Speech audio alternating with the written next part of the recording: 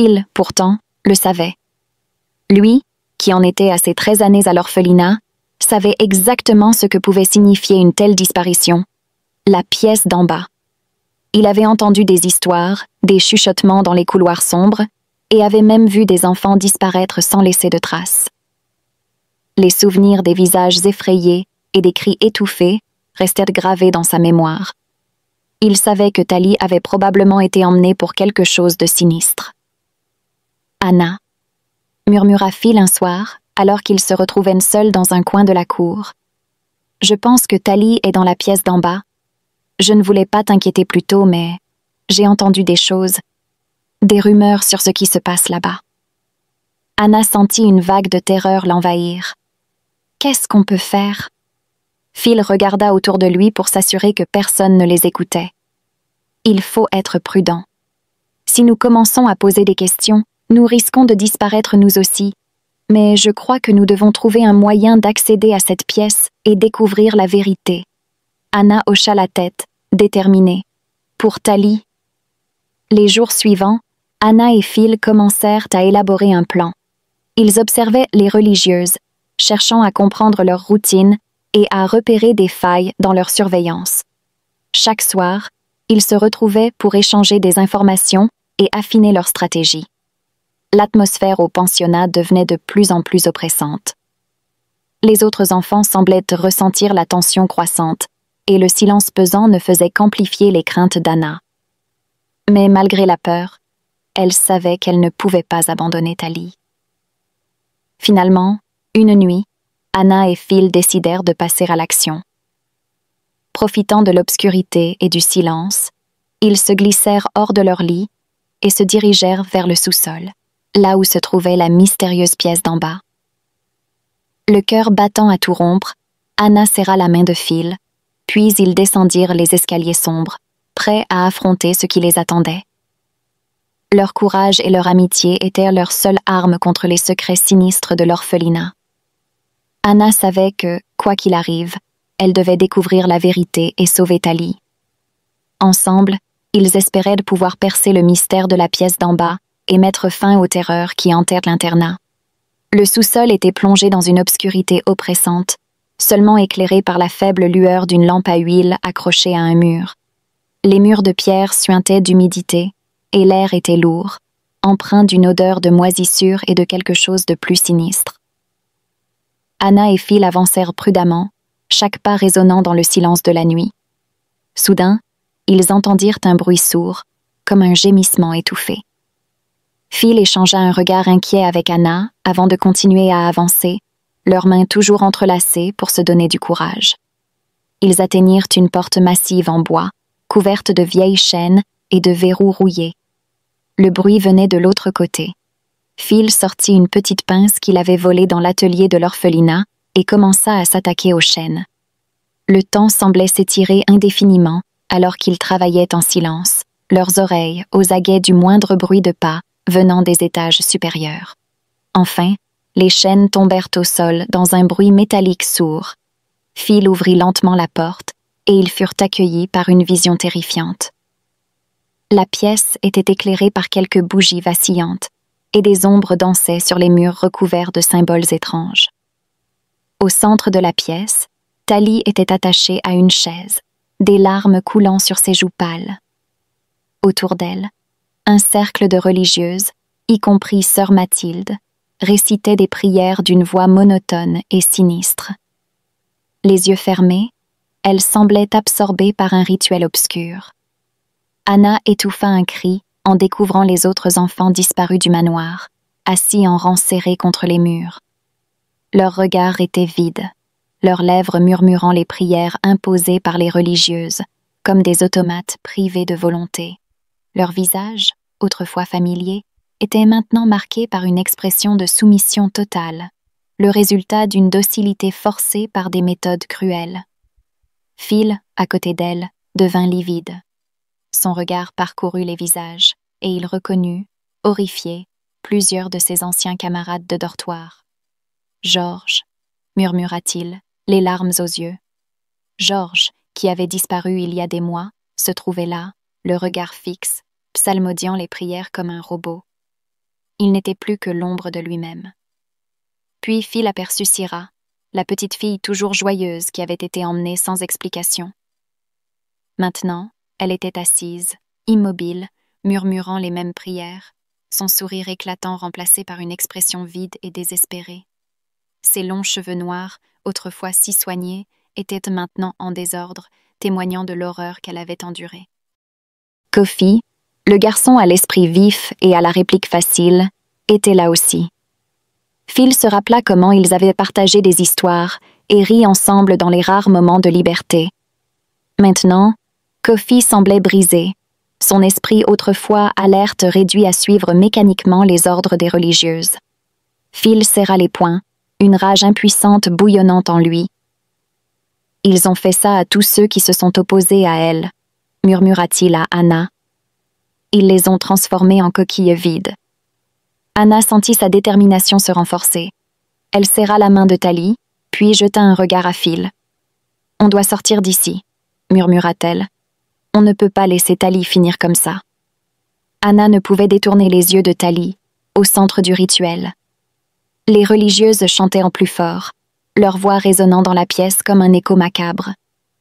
Anna remarqua que Tali tremblait, ses poignets et ses chevilles solidement attachés. Le regard de la jeune fille cherchait désespérément une issue. Phil serra la main d'Anna et murmura « Il faut attendre le bon moment. Quand elles seront suffisamment distraites par leur rituel, nous pourrons intervenir. » Le cœur battant à tout rompre, Anna hocha la tête. Les minutes passèrent, comme des heures. Puis, une occasion se présenta. Les religieuses, dans l'extase de leur chant, fermèrent les yeux, s'absorbant encore plus dans leur rituel. C'était le moment. Phil et Anna s'avancèrent discrètement vers Tali. Phil commença à défaire les nœuds des cordes, tandis qu'Anna, les mains tremblantes, surveillait les religieuses. Sœur Mathilde, les yeux fermés, murmurait des incantations incompréhensibles. Les autres religieuses étaient plongées dans une transe. Soudain, les yeux de Tali s'ouvrirent et rencontrèrent ceux d'Anna. Un éclair de reconnaissance et de soulagement traversa son regard. « Anna » murmura-t-elle, sa voix à peine audible au-dessus du chant des religieuses. Phil réussit à détacher les liens des poignets de Tali. « Allez, on y va » souffla-t-il. Les trois enfants commencèrent à reculer vers la porte, espérant échapper à l'attention des religieuses. Mais une des bougies vacilla et tomba, faisant vaciller la lumière et attirer l'attention de sœur Mathilde. Ses yeux s'ouvrirent brusquement, et un cri de rage s'échappa de ses lèvres.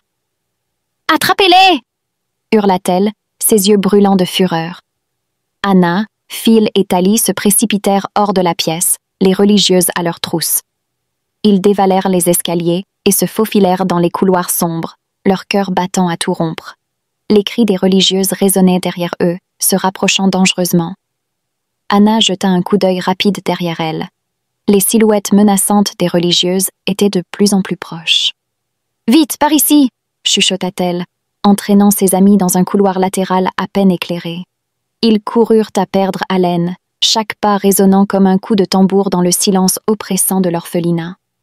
Leur respiration saccadée et les battements précipités de leur cœur étaient presque aussi forts que les cris des religieuses qui les poursuivaient.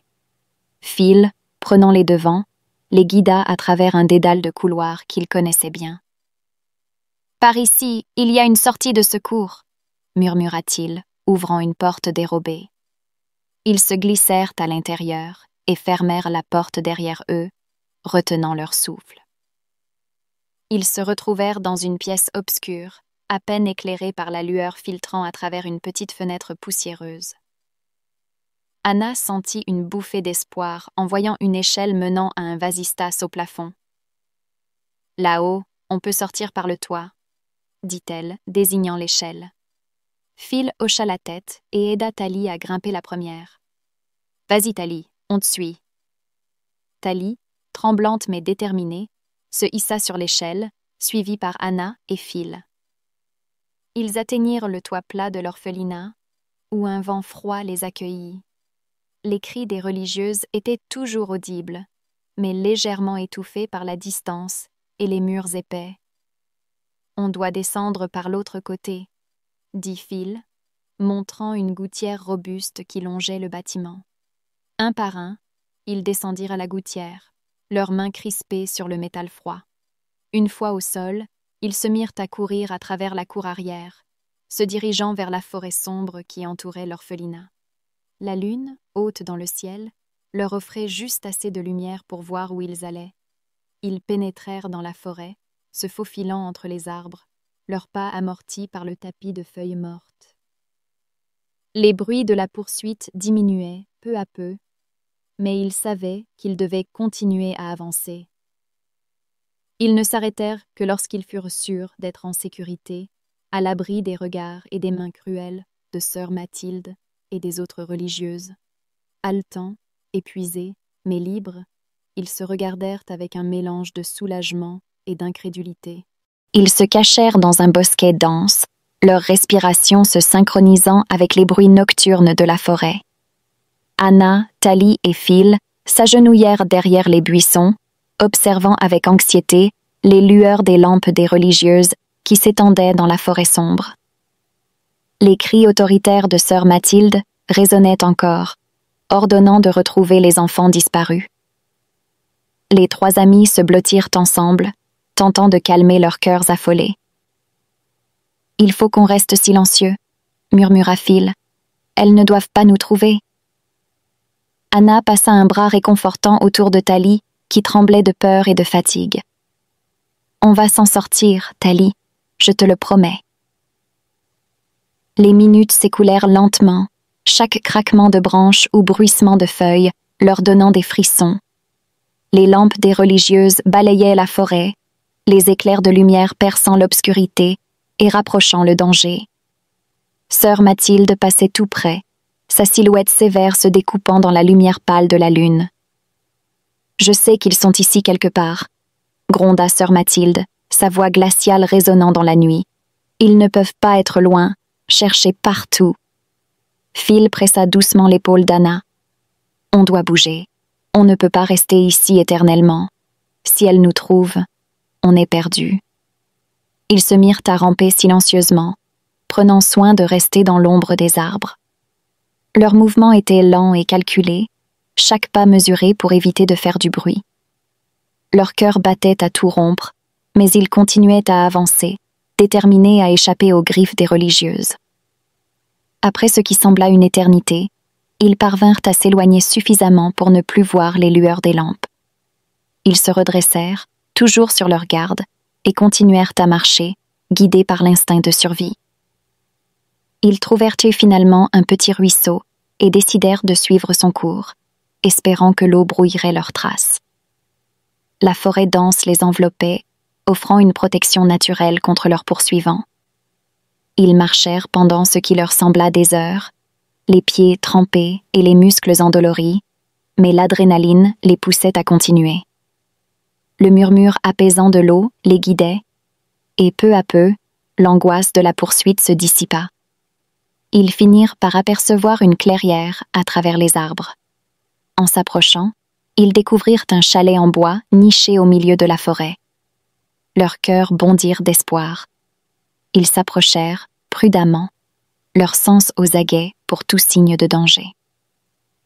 À leur grande surprise, de la fumée s'échappait de la cheminée, indiquant que le chalet était occupé. Anna se sentit à la fois soulagée et inquiète. Ils n'avaient pas d'autre choix que de demander de l'aide, mais ils ignoraient comment seraient accueillis 3 enfants terrifiés, surgissant de la forêt en pleine nuit. Ils s'arrêtèrent à quelques mètres de la porte. « Je vais frapper », murmura Anna, déterminée.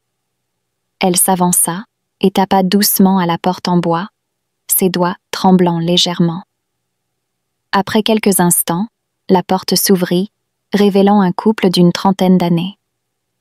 L'homme, grand et robuste, avait un visage bienveillant, tandis que la femme, petite et douce, les regardait avec inquiétude.